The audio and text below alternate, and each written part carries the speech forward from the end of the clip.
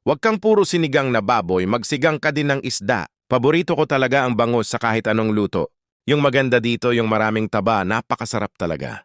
At sobrang dali lang din talaga lutuin. Tara at samahan mo ako. Una ay gisahin ang sibuyas at bawang. Depende sa'yo kung ayaw mo, pwede naman diretso mo na pakuluan.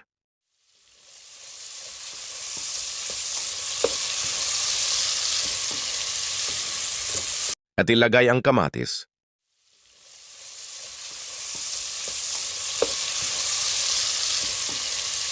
Gisahin mo lang yan ng maigi at maglagay ng tubig.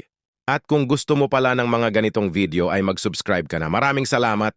Nang kumulo ay nilagay ko ang labanos at siling panigang. Takpan muli at lutuin ng mga ilang minuto. Makalipas ang ilang sandali ay nilagay ko na ang okra at tinimplahan ko na rin yan ng kaunting patis at 1 teaspoon ng paminta.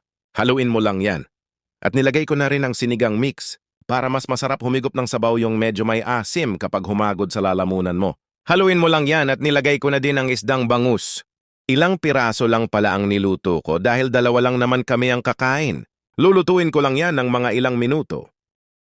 Makalipas ang ilang sandali ay ilalagay ko na ang kangkong. At kung umabot ka dito ay paki-comment mo naman kung taga saan ka para naman malaman ko kung hanggang saan umabot ang video na ito. Maraming salamat. At makalipas ang ilang minuto ay pwedeng-pwede na yan ready to serve. Tingnan mo naman yan, sobrang nakakatakam at napakasarap. Kaya kung mapanood mo to ay magluto ka na din ng ganito. 10 to 15 minutes lang ay makakaluto ka na ng napakasarap na sinigang na bangus.